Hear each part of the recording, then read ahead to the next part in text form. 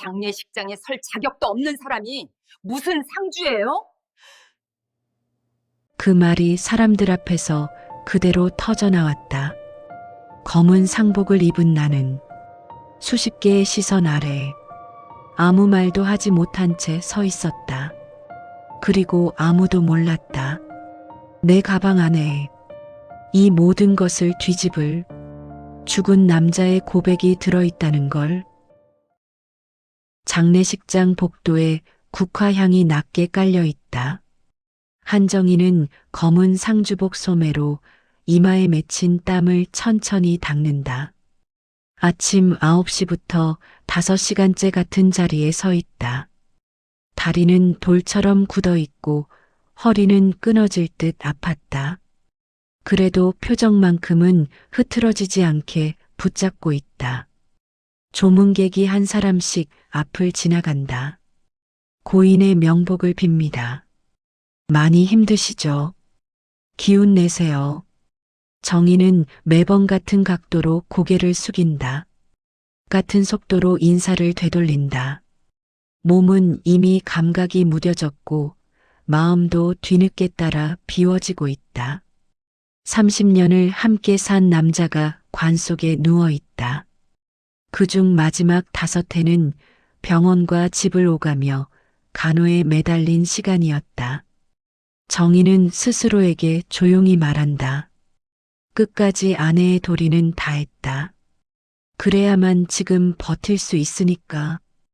영정 속 박성호는 환하게 웃고 있다. 10년 전 여행지에서 찍은 사진이다. 그때는 둘 다 건강했고 앞으로도 같은 표정으로 늙어갈 거라 믿었다. 그 믿음이 오늘 이 자리에서 멈춰 있다. 조문객의 발길이 뜸해질 무렵 복도 끝에서 검은 코트를 입은 여자가 천천히 다가온다. 선글라스를 낀 얼굴은 표정을 읽을 수 없다. 걸음이 유난히 느리고 조심스럽다. 여자는 분향을 마치고 정희 앞에 선다. 그리고 잠시 머뭇거리다 선글라스를 벗는다. 충혈된 눈이 그대로 드러난다. 오래 참아왔던 울음 같은 것이 그 안에 고여 있다. 고생 많으셨어요. 목소리가 아주 작게 떤다. 정희는 그때 처음으로 위화감을 느낀다. 위로의 말치고는 지나치게 깊다. 마치 이 장례가 남의 일이 아닌 사람처럼. 감사합니다. 정희는 늘 하던 대로 답한다. 여자는 고개를 끄덕이고 조심스레 돌아선다. 몇 걸음 옮기다 갑자기 손을 놓친다. 종이봉투 하나가 바닥에 떨어진다. 어머, 이거. 정희가 반사적으로 몸을 숙인다. 그 순간 봉투 입구가 벌어지며 서류 한 장이 반쯤 미끄러져 나온다. 종이 위에 적힌 굵은 글씨 한 줄이 눈에 들어온다. 정희의 시선이 그 글자에 닿는 순간 숨이 걸린다. 심장이 한 박자 늦게 내려앉는다. 혼인신고서 사본. 여자는 황급히 돌아와 봉투를 낚아채듯 움켜쥔다. 종이가 구겨지는 소리가 짧게 난다. 죄송합니다. 여자는 고개를 숙인 채 빠르게 자리를 떠난다. 정희는 그 자리에 그대로 서 있다. 손끝에 남은 차가운 감촉이 좀처럼 사라지지 않는다. 복도 끝으로 사라지는 여자의 뒷모습이 오래 시야에 남는다. 국화향이 여전히 진하게 깔려 있다. 하지만 정희의 가슴 안에서는 전혀 다른 냄새가 피어오른다. 알 수 없는 불길함이 형체도 없이 조용히 번지고 있다. 조문객들이 모두 돌아가고 장례식장은 급격히 조용해졌다. 긴 하루가 끝나자 정희의 몸도 더 이상 버티지 못하겠다는 신호를 보냈다. 정희는 복도를 따라 천천히 화장실로 향했다. 세면대에 찬물을 받아 손목을 적셨다. 차가운 물이 피부에 닿는 순간에야 숨이 다시 들어왔다. 거울 속의 자신이 낯설게 보였다. 눈은 지나치게 커져 있었고 얼굴은 종이장처럼 창백했다. 그때 등 뒤에서 문이 조심스럽게 닫히는 소리가 들렸다. 정희는 고개를 들지 않은 채로도 알 수 있었다. 아까 그 여자였다. 정희가 천천히 돌아섰다. 오미숙은 세면대 옆에 서 있었다. 검은 코트 자락을 꼭 움켜쥐고 있었다. 손이 눈에 띄게 떨리고 있었다. 놀라셨죠? 죄송합니다. 정희는 대답하지 않았다. 그저 여자를 똑바로 바라봤다. 미숙은 잠시 시선을 피하다가 핸드백을 열었다. 그리고 아까 떨어뜨렸던 그 종이 봉투를 꺼냈다. 이건 보셔야 할 것 같아서요. 정희는 봉투를 받지 않았다. 손이 차마 앞으로 나가지 않았다. 당신은 누구십니까? 미숙이 낮은 목소리로 말했다. 오미숙입니다. 잠시 멈칫하더니 다시 입을 열었다. 저는 33해 동안 그분의 아내였습니다. 정희의 귀가 순간 먹먹해졌다. 말했듯이 바로 들어오지 않았다. 미숙은 봉투를 열고 서류를 꺼냈다. 하늘하늘한 종이가 공기 중에서 미세하게 흔들렸다. 정희의 시선이 종이에 꽂혔다. 혼인신고서라는 제목이 가장 먼저 들어왔다. 그리고 남편의 이름과 자신의 이름이 아닌 다른 여자의 이름이 나란히 적혀 있었다. 날짜는 1991년 3월이었다. 정희의 손이 서류를 낚아채듯 붙잡았다. 손끝이 심하게 떨렸다. 머릿속에서 또 하나의 날짜가 겹쳐 떠올랐다. 자신이 박성우와 혼인신고를 한 해는 1994년이었다. 정희의 숨이 가늘게 떨렸다. 가슴속 어딘가가 서서히 무너지는 느낌이 들었다. 미숙이 벽에 등을 기댄 채 말했다. 저도 오늘까지는 몰랐습니다. 당신이 있다는 것도요. 정희의 입에서 짧은 숨이 새어나왔다. 분노보다 먼저 허탈함이 밀려왔다. 30년이라는 시간이 한순간에 비틀리는 소리가 들리는 것 같았다. 그럼 정희의 목소리가 낮게 갈라졌다. 나는 뭡니까? 미숙은 한동안 아무 말도 하지 못했다. 세면대 위에서 형광등 불빛이 미세하게 흔들렸다. 정희의 무릎에 힘이 빠졌다. 그는 겨우 벽을 짚고 몸을 지탱했다. 그때 미숙이 고개를 들었다. 눈엔 이미 눈물이 가득 고여 있었다. 그리고 마지막 말을 꺼냈다. 그리고 아들도 하나 있습니다. 올해 31입니다. 그 순간 정희의 시야가 천천히 흐려졌다. 타일 바닥이 물결처럼 일렁였다. 세상이 아주 느린 속도로 무너지는 기분이 들었다. 장례를 치르고 사흘이 지났다. 집안은 기묘할 만큼 고요했다. 사람이 빠져나간 자리는 늘 이렇게 크게 비어 보였다. 정희는 남편의 서재 한가운데 앉아 있었다. 책상 위에는 서류가 산처럼 쌓여 있었다. 보험 증서, 통장 사본, 부동산 등기부등본. 종이마다 남편의 손길이 남아 있었고 정희는 그 흔적을 하나하나 뒤집고 있었다. 확인할 때마다 손끝이 미세하게 떨렸다. 생명보험 수익자란에 적힌 이름은 오미숙이었다. 연금보험도 마찬가지였다. 정희는 그 이름을 여러 번 다시 읽었다. 혹시 잘못 본 건 아닐까 싶어서였다. 그러나 몇 번을 봐도 이름은 바뀌지 않았다. 정희가 전혀 모르는 예금 통장이 3개 더 나왔다.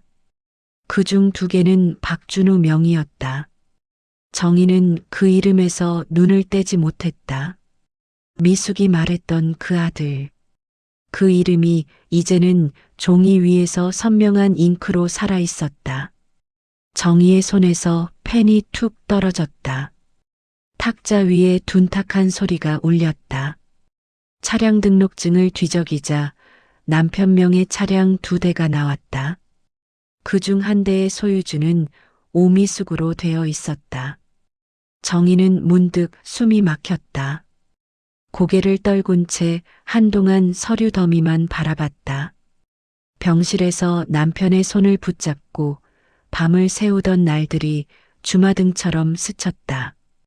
약을 먹이고 등을 닦아주고 밤마다 뒤척이던 그를 일으켜 세우던 시간들. 그 모든 헌신이 지금 이 얇은 종이들 앞에서 허무하게 구겨지고 있었다. 오후 2시 초인종 소리가 울렸다. 정 변호사였다. 정희는 말없이 그를 들여보냈다. 변호사는 서류를 하나씩 꼼꼼히 살펴봤다. 종이를 넘기는 소리만 방안을 채웠다. 한참이 지나서야 변호사가 안경을 벗었다. 법적으로는 정희 씨가 배우자다. 그 말에 정희는 숨을 조금 내려놓았다. 하지만 변호사의 표정은 곧 굳어졌다. 재산 설계 자체가 매우 교묘하다. 보험금, 예금, 부동산 상당수가 이미 여러 명의 명의로 분산돼 있다. 되찾을 수는 있지만 시간이 오래 걸릴 겁니다. 정희는 의자 등받이에 몸을 기댔다. 머리가 묵직하게 울렸다. 변호사는 명함 하나를 내밀었다. 소송 준비를 시작하는 게 좋겠다. 변호사가 떠나고 집안은 다시 적막해졌다. 정희는 한참 동안 움직이지 못했다. 그러다 천천히 휴대폰을 꺼냈다. 장례식장에서 받아둔 번호가 화면에 떠 있었다. 통화 버튼을 누르기까지 긴 시간이 걸렸다. 신호음이 3번 울린 뒤 통화가 연결됐다. 여보세요. 미숙의 목소리가 들렸다. 정희는 입술을 한번 굳게 다물었다가 말문을 열었다. 당신도 이걸 다 알고 있었나요? 전화기 너머에서 한동안 아무 소리도 들리지 않았다. 그 침묵이 대답처럼 길게 이어졌다. 정희는 밤새 뒤척이다가 결국 잠 하나 이루지 못했다. 새벽까지 이어진 서류 정리는 머릿속을 더 복잡하게 만들었고 마음은 점점 깊은 곳으로 가라앉았다. 아침이 막 지나갈 무렵 휴대폰 화면에 저장된 번호 하나가 눈에 들어왔다. 망설임 끝에 통화 버튼을 눌렀다. 짧은 대화 끝에 미숙은 시간을 잡았다. 내일 오후 2시 공원 벤치에서 봐요. 정희가 대답하기도 전에 전화는 끊겼다. 다음 날 공원은 한산했다. 평일이라 사람들의 발길은 거의 없었다. 정희가 벤치로 다가가자 미숙은 이미 앉아 있었다. 손에는 따뜻한 커피 2잔이 쥐어져 있었다. 정희는 커피를 받지 않고 옆에 조용히 앉았다. 잠시 후 미숙이 입을 열었다. 그녀의 목소리는 밤새 울어 탁해진 듯 낮고 힘이 없었다. 전 그냥 믿고 살았을 뿐입니다. 그분이 사업 때문에 출장이 잦다고 했어요. 일주일에 사흘은 집을 비운다고요. 정희의 입가에 씁쓸한 웃음이 스쳤다. 그 말은 너무 익숙했다. 남편이 늘 하던 말이었다. 그제야 정희는 자신이 놓쳤던 수많은 틈을 떠올렸다. 낯선 옷 냄새, 늦은 귀가, 이유 없이 비워진 화요일 밤. 정희는 천천히 가방을 열었다. 봉투 안에 넣어둔 서류가 손끝에 닿았다. 경찰서에서 확인했어요. 정희의 목소리는 단단하게 굳어 있었다. 당신 혼인신고는 진짜더군요. 미숙은 미처 숨도 들이쉬지 못한 채 고개를 들었다. 제 것도요? 정희는 고개를 끄덕였다. 둘 다 실제 신고였다. 그러나 법적으로는 오직 한 명만 배우자일 뿐이었다. 미숙의 얼굴이 순식간에 하얗게 질렸다. 정희는 다시 봉투를 꺼내 서류를 펼쳤다. 보험금 상당수가 미숙 앞으로 되어 있었다. 예금은 박준우 명의로 흩어져 있었다. 정희는 손을 꽉 움켜쥐었다. 5년 동안 제가 병수발을 들었어요. 밤새 기저귀 갈고 약 먹이고 그게 전부 뭐였을까요? 미숙은 입술을 깨물었다. 저도 33년을 속았어요. 목소리는 더없이 낮았고 두 눈에는 붉은 기운이 돌았다. 33년이라는 숫자는 정희의 마음을 더 복잡하게 흔들었다. 그러나 슬픔보다 분노가 더 빨리 치고 올랐다. 정희는 자리에서 일어나려 했다. 그때 미숙이 팔을 붙잡았다. 손끝이 떨리고 있었다. 준우가 소송을 준비 중이래요. 정희는 미묘하게 굳어졌다. 뭐라고요? 아버지 재산을 지키겠다고 변호사도 선임했대요. 정희의 표정이 천천히 일그러졌다. 손을 잡고 있던 미숙을 뿌리쳤다.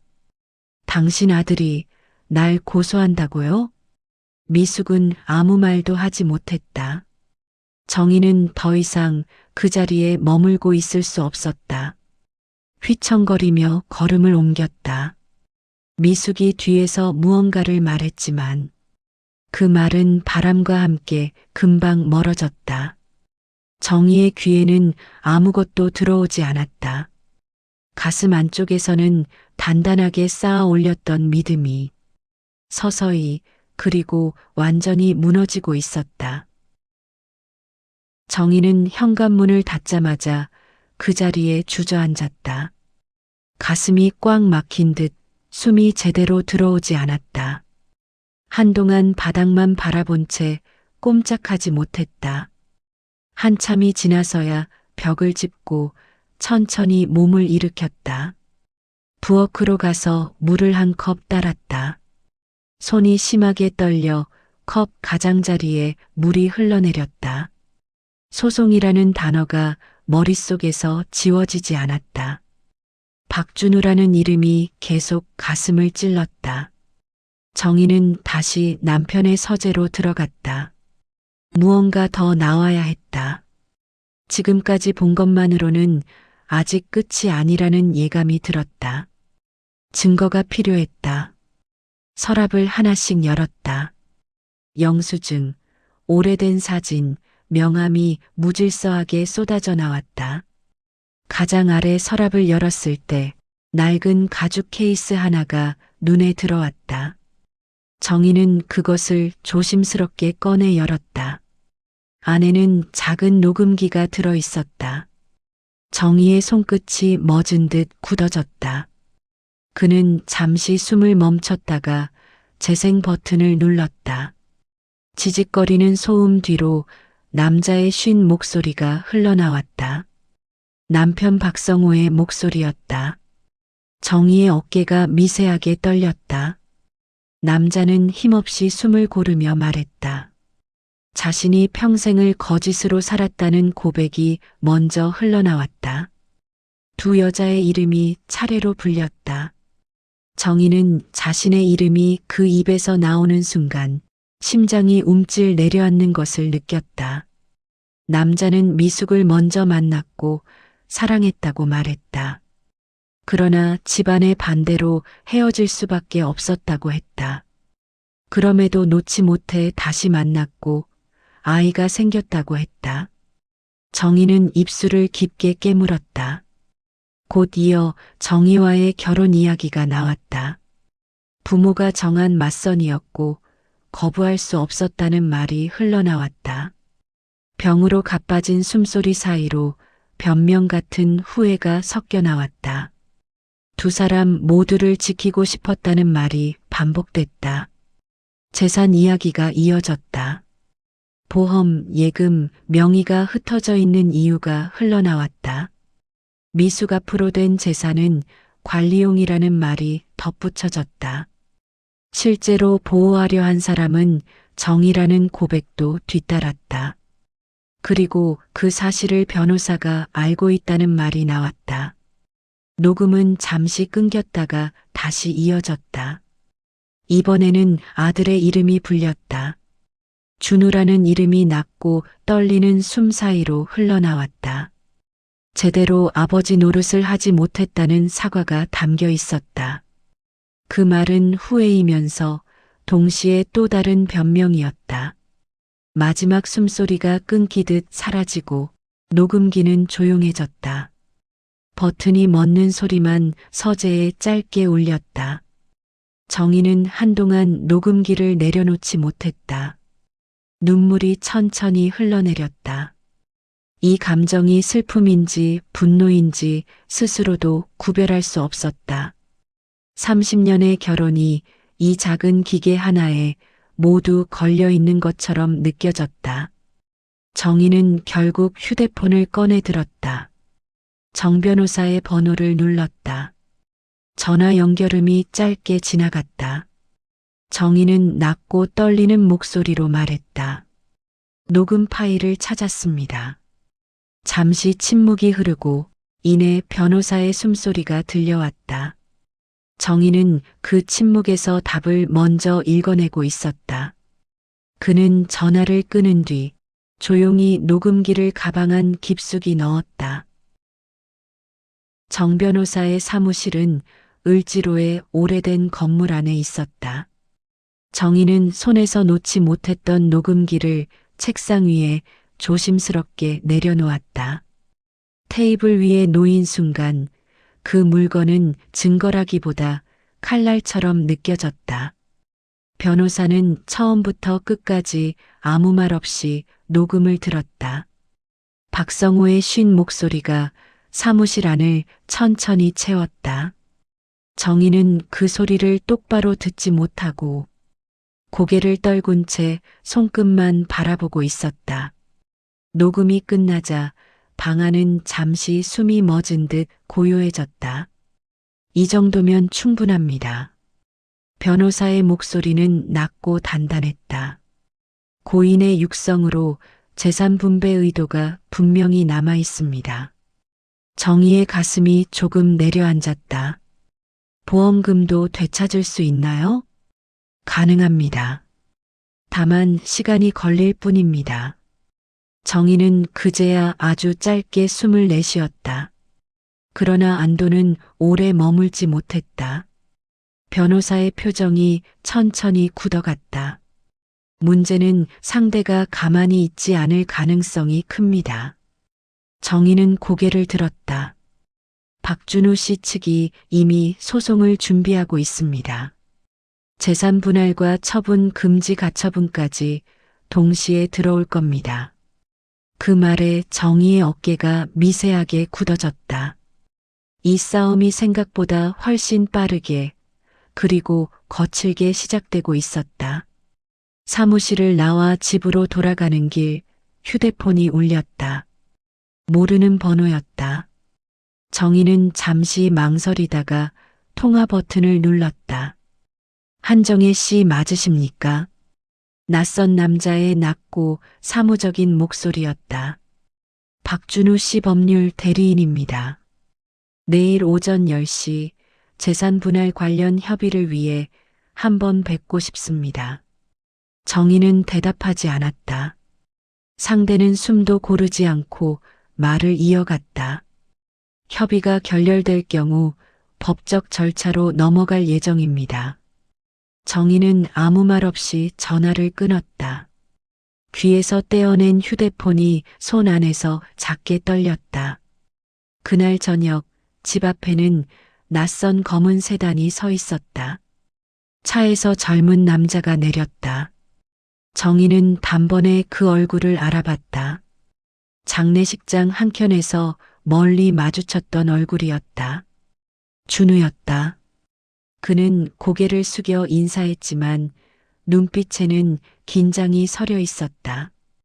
잠깐 말씀 나눌 수 있을까요? 정희는 대답하지 않고 현관으로 향했다. 그때 준우의 목소리가 뒤에서 날카롭게 따라왔다.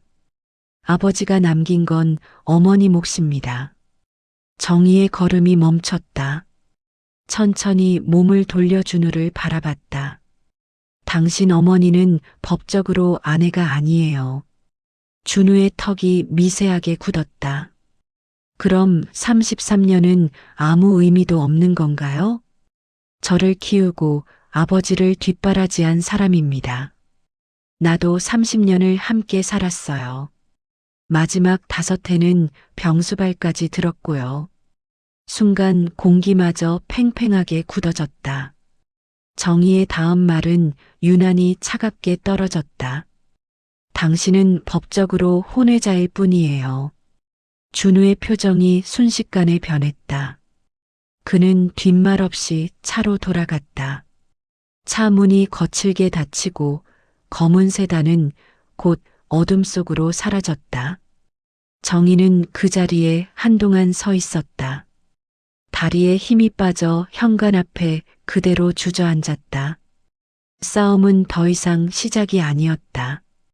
이미 한복판으로 들어와 있었다. 이틀 뒤 이른 아침부터 전화벨이 요란하게 울렸다. 동생 정수였다. 정희는 아직 잠에서 덜 깬 얼굴로 전화를 받았다. 정수가 다급한 목소리로 말했다. 언니, 인터넷 봤어? 정희는 무슨 말인지 이해하지 못한 채 잠시 멍하니 서 있었다. 휴대폰을 켜자 화면에 자신의 이름이 떠 있었다. 포털 사이트 실시간 검색어 1위. 정희의 심장이 천천히 아래로 내려앉았다. 기사 제목이 눈에 그대로 박혔다. 30년 안에 숨겨진 가족의 재산 독차지 시도. 정희는 손이 떨린 채 기사를 열었다. 글 속에서 그녀는 이미 욕심 많은 여인으로 그려지고 있었다. 33년을 동거한 여자와 그 아들의 목까지 빼앗으려는 악인.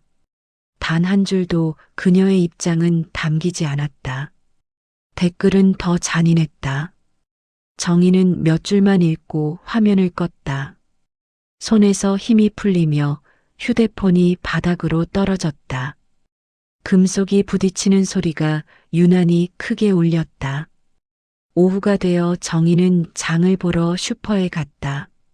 늘 인사를 나누던 주인은 정희를 보자 시선을 피했다. 계란 한 판을 달라고 말했지만 대답이 늦게 돌아왔다. 계산대 위로 물건만 말없이 밀려나왔다. 정희는 아무 말도 하지 못하고 계산을 마쳤다. 가게를 나서며 뒤에서 낮은 소리가 흘러들었다. 기사에 나온 그 사람 아니야? 정희는 고개를 숙이고 발걸음을 재촉했다. 집으로 돌아오는 길 휴대폰이 다시 울렸다. 이번엔 친척 이모였다. 이야기는 길지 않았다. 기사 봤다는 말, 사실이냐는 질문, 조금은 양보하는 게 낫지 않겠냐는 말. 정희는 짧게 아니라고 답했지만 그 목소리에는 힘이 거의 실려 있지 않았다. 전화를 끊고 소파에 앉자 머리가 지끈거리며 울렸다. 그날 저녁 미숙에게서 문자가 왔다. 정희는 한참이나 화면을 바라보기만 했다. 답장은 보내지 않았다. 그 다음 날부터 전화는 더 잦아졌다. 친척, 지인, 오래 끊겼던 사람들까지 연락해왔다. 모두 같은 말만 했다. 조금만 양보하라는 말이었다. 정희는 전화를 받지 않기 시작했다. 집 밖으로 나가지 않았다. 가만히 있어도 누군가 지켜보고 있는 듯했다. 일주일이 지났을 무렵 현관 앞에 쓰레기 봉투 하나가 던져져 있었다. 누군가 일부러 놓고 간 듯한 자국이 남아 있었다. 정희는 봉투를 치우고 문을 닫았다. 그리고 천천히 그 자리에 주저앉았다. 눈물이 조용히 흘러내렸다. 자신이 무엇을 잘못했는지 알 수 없었다. 30년을 아내로 살았고 마지막까지 남편을 돌봤을 뿐이었다. 그런데 세상은 이제 정의를 가리켜 가장 잔인한 이름을 붙이고 있었다. 그날 밤 미숙에게서 다시 전화가 왔다. 정희는 한참을 망설이다가 통화 버튼을 눌렀다. 미숙은 짧게 말했다. 내일 밤 9시 한강공원으로 나와요. 할 얘기가 있어요. 꼭 들어야 할 이야기예요. 전화는 곧 끊겼다. 정희는 휴대폰을 내려놓고 천장을 바라봤다. 한강이라는 장소와 9시라는 시간이 이상할 만큼 가슴에 무겁게 내려앉았다. 한강공원에는 밤 공기가 낮게 내려앉아 있었다. 가로등 불빛만이 산책로를 길게 비추고 있었다. 정희는 천천히 그 빛을 따라 걸어 약속된 벤치로 향했다. 가슴 안에서는 아직도 수많은 말이 정리되지 못한 채 엉켜 있었다. 벤치에는 이미 미숙이 앉아 있었다. 코트 깃을 세운 채 고개를 숙이고 있었다. 정희가 다가가자 미숙은 천천히 고개를 들었다. 왔네요. 정희는 아무 대답 없이 벤치 반대편에 앉았다. 두 사람 사이로 강물 소리만 조용히 흘렀다. 한참을 그렇게 앉아 있다가 미숙이 먼저 입을 열었다. 사실은 저는 다 알고 있었습니다. 정희는 고개를 돌려 미숙을 바라봤다. 무슨 말인지 이미 짐작하면서도 그 말을 직접 듣고 싶지 않은 표정이었다. 그분의 두 집 살림도, 보험도, 그리고 당신 존재도요. 정희의 손이 무릎 위에서 천천히 굳어졌다. 눈빛이 차갑게 가라앉았다. 10년 전쯤 서류를 봤어요. 당신 이름이 적힌 통장이 있었거든요. 그때 전부 알았습니다. 정희는 낮게 물었다. 그럼 왜 가만히 있었어요? 미숙은 한동안 입을 떼지 못했다. 강물 위로 불빛이 흔들렸다. 떠날 수가 없었습니다. 준우가 있었고 살아온 세월이 있었으니까요. 정희의 입술이 미세하게 떨렸다. 그래서 나를 속인 거예요. 미숙은 고개를 숙인 채 말했다. 당신도 속았다고 생각했어요. 서로 피해자라고요. 정희는 짧게 숨을 내쉬었다. 그 숨에는 분노보다 깊은 허탈이 섞여 있었다. 장례식장에서 당신을 봤을 때 미숙의 목소리가 흔들렸다. 당신은 떳떳하게 상주로 서 있었잖아요. 나는 구석에서 이름도 밝히지 못하고 돌아섰고요. 33년을 살았는데도요. 그 말에 정의의 시선이 흔들렸다가 다시 굳어졌다. 그럼 왜 아들을 내세워 소송까지 갔어요? 그건 미숙의 목소리가 작아졌다. 준우가 알아서 한 겁니다. 저도 말렸어요. 정희는 단호하게 말했다. 믿을 수 없군요. 미숙은 더 이상 변명하지 않았다. 대신 고개를 깊이 숙였다. 기사는 준우가 언론에 흘렸어요. 저도 막으려 했지만 잘 안 됐습니다. 미안합니다. 제가 열애 전에 떠났어야 했어요. 미숙은 자리에서 천천히 일어났다. 정희를 향해 한 번 더 고개를 숙였다. 준우, 다시 설득해 보겠습니다. 소송도 멈추게 해보겠습니다. 그 말만 남긴 채 미숙은 어둠 속으로 걸어 들어갔다. 가로등 불빛이 그녀의 등을 잠시 비추었다가 곧 사라졌다. 정희는 홀로 벤치에 남았다. 강물을 바라보고 있었다. 차가운 바람이 얼굴을 스쳤다. 그러나 이상하게도 가슴은 더 이상 무너지지 않았다. 정희는 가방 속에서 녹음기를 꺼냈다. 작은 기계 위에 손을 얹고 잠시 눈을 감았다. 이제는 도망치지 않겠다는 마음이 조용히 자리를 잡고 있었다. 그날 이후 며칠이 지나 법원에서는 모든 자료가 공식적으로 제출되었다. 은닉계좌, 보험금 분산, 녹음 파일, 모든 사실이 하나둘씩 드러났다. 그리고 결국 판결은 정의의 손을 들어주었다. 법적 배우자는 정의임이 확인되었고 은닉 재산은 모두 환수되었다. 허위 기사와 왜곡 보도 역시 정정되었다. 정의는 조용히 법원을 나왔다. 환호도 눈물도 없었다. 그저 긴 밤이 끝났다는 느낌만이 가슴 안에 낮게 남아 있었다. 며칠 뒤 정희는 다시 한번 남편의 영정 앞에 섰다.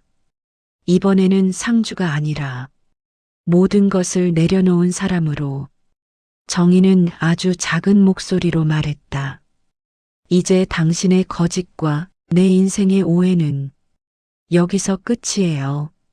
정희는 뒤돌아 천천히 걸음을 옮겼다.